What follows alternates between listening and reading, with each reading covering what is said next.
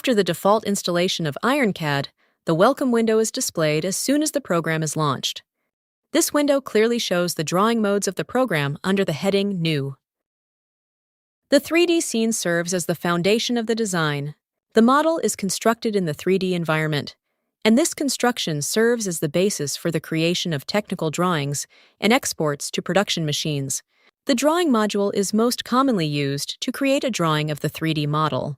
This includes views such as front, side, top, and bottom views, as well as cross-sections and detailed views, including dimensions and part lists.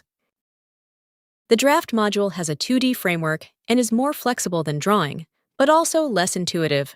The vast majority of our users find the first two modes more than sufficient, which is why we focus on these modes. As mentioned, the 3D model is the leading factor in IronCAD.